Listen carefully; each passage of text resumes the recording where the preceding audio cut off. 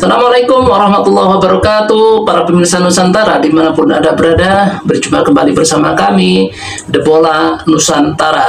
Pemirsa, semoga kesehatan selalu mengiringi Anda dalam menjalani rutinitas sehari-hari. Seperti biasa pemirsa, kami tetap memohon dukungan Anda berupa subscribe, like, dan komen.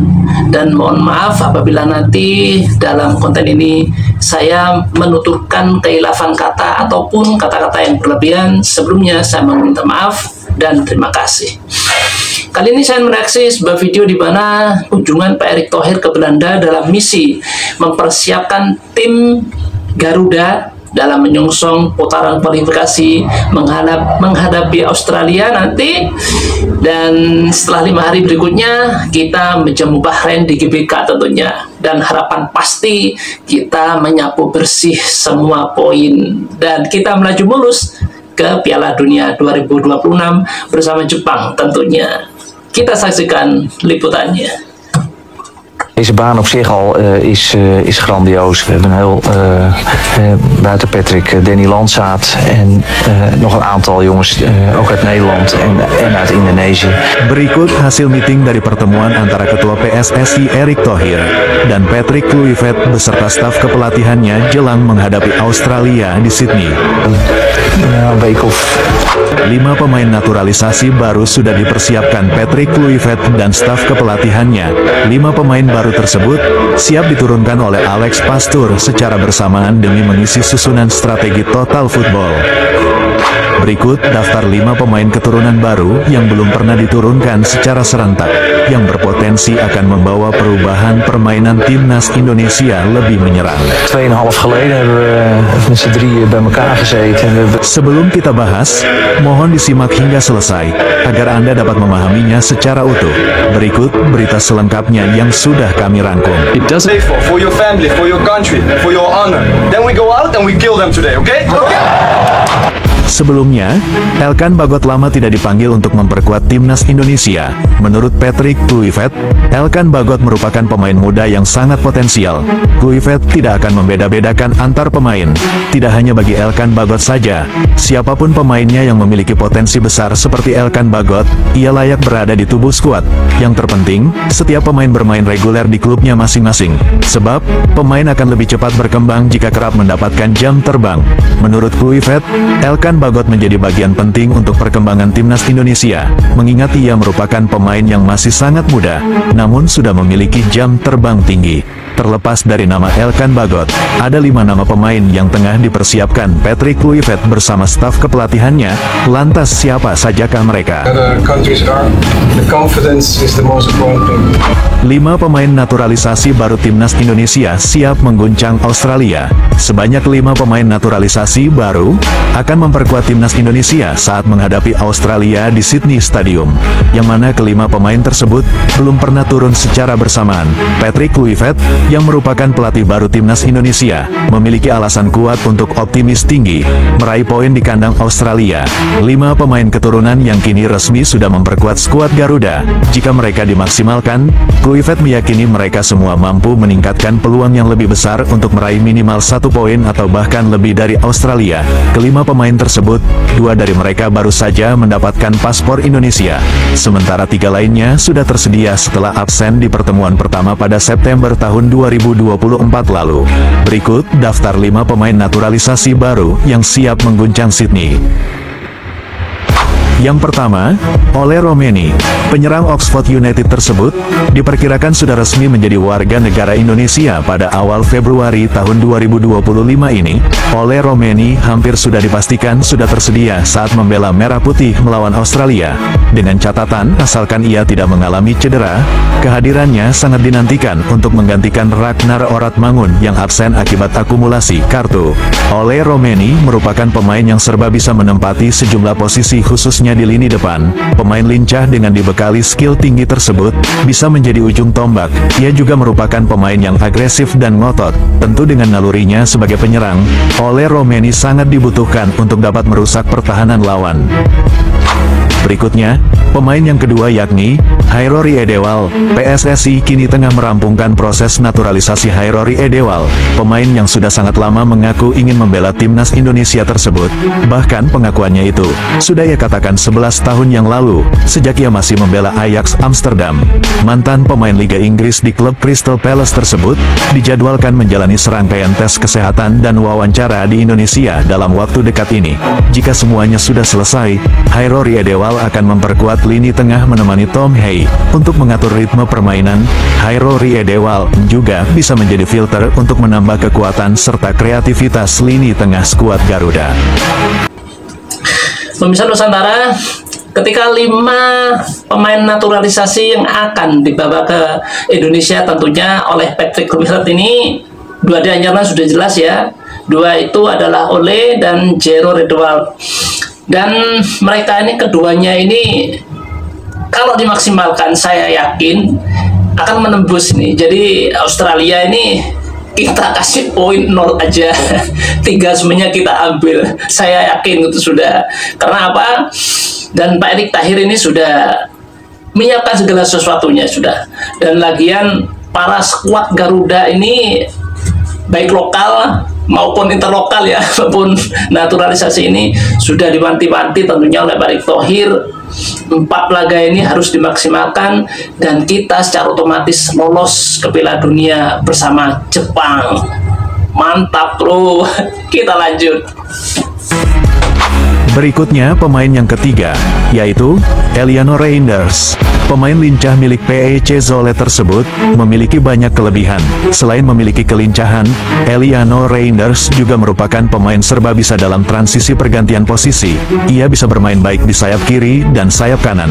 Keberadaan Eliano tentu akan sangat membantu kreativitas serangan timnas Indonesia yang akan berkolaborasi bersama Ole Romeni. Eliano Reinders juga dikenal pemain yang memiliki akurasi syuting jarak jauh yang keras dan akurat. Bahkan menurut Patrick Kluivert, Eliano Reinders dan Marcelino Ferdinand, keduanya merupakan pemain muda berbakat. Mereka memiliki potensi yang bagus untuk dapat menerapkan strategi total football. Apalagi dalam strategi tersebut, dibutuhkan pemain yang memiliki skill serta keterampilan pergantian posisi satu sama lain. Dalam penerapan total football, setiap pemain dituntut memiliki kreativitas tinggi dalam mengalirkan bola dalam tempo cepat, dan kedua pemain tersebut memiliki potensi yang bagus untuk berkolaborasi serta melakukan pertukaran posisi di setiap waktunya. Apalagi pemain seperti Eliano dan Marcelino, keduanya memenuhi kriteria pemain yang diberi kebebasan melakukan pertukaran posisi satu sama lain. Menurut Kluivert, Eliano Reinders dan Marcelino Ferdinand, keduanya merupakan pemain muda yang lincah dan memiliki ambisi besar, dan itu sesuatu yang sangat baik buat tim. Namun eksplorasi mereka harus tetap dalam koridor penerapan strategi yang disepakati secara bersama. Di pertemuan pertama Indonesia kontra Australia, Eliano belum tersedia, dan kini, Eliano Reinders siap unjuk gigi di posisi winger kiri dan kanan. Ia bahkan bisa berperan sebagai second striker. Mengingat Eliano Reinders pemain serba bisa, keberadaannya dalam tubuh skuad akan memberikan variasi serangan di lini depan membantu Ole Romeni. Yang keempat, yaitu Mes Hiljes, bek tengah andalan FC Twente tersebut, juga baru bisa memperkuat timnas Indonesia pada Oktober tahun 2024. Kehadirannya memberikan stabilitas di lini belakang. Ia merupakan pemain muda berpostur kekar, dengan naluri bertahan yang sangat baik. Setiap lawan yang berhadapan dengannya kerap tak mampu melewatinya dan pada akhirnya lawan merasa frustasi. Lawan yang berhadap-hadapan dengan Mes Hiljes, data statistik menunjukkan, dari 100 kali berduel, 87 diantaranya dimenangkan oleh Mes Hiljes untuk mempertahankan wilayahnya. Pemain muda dengan nilai pasar mencapai 9 juta euro. Hiljes menjadi pemain termahal dalam skuad Garuda, dan menjadi pemain termahal di Asia Tenggara hingga saat ini. Berikutnya yang kelima, yaitu Kevin Dix. Kevin Dix menjadi sorotan masif di sejumlah media ASEAN, dan menjadi pembahasan utama di sejumlah media Indonesia.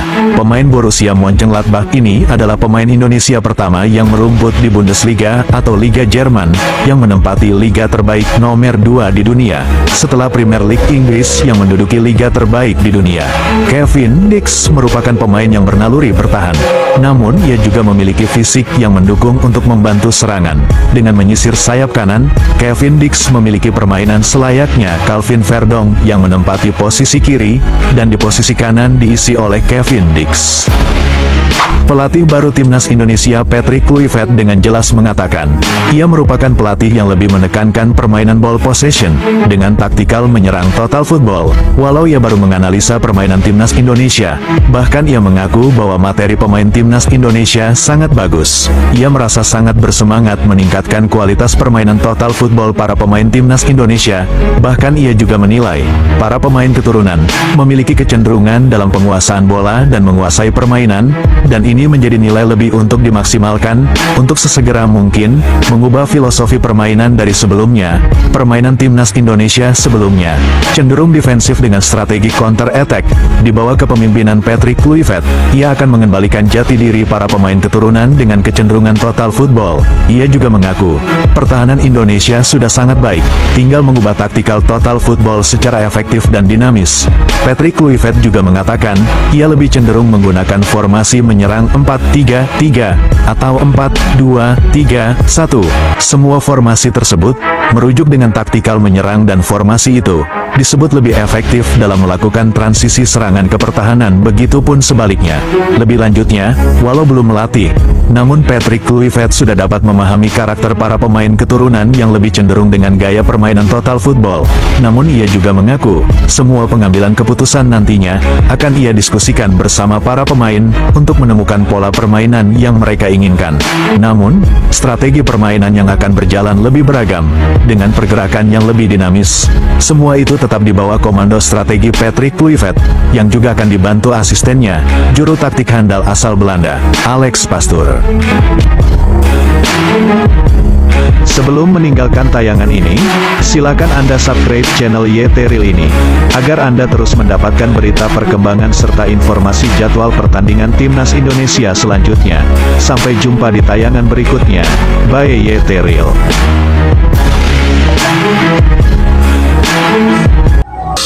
Pemirsa Nusantara, dengan hadirnya para pemain berkualitas yang sudah menjadi sorotan beberapa bulan yang lalu, dengan sepak terjang Pak Erick Thohir sebagai juru gedor ataupun negosiator ulung, pastinya setelah masuknya Patrick Kluivert, semua fans Timnas Indonesia menaruh harapan penuh.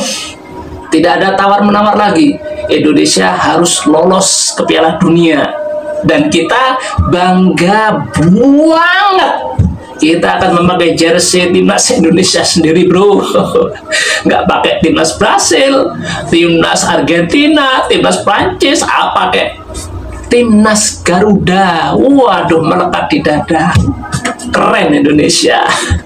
Itulah para pemirsa yang bisa saya sajikan untuk kali ini.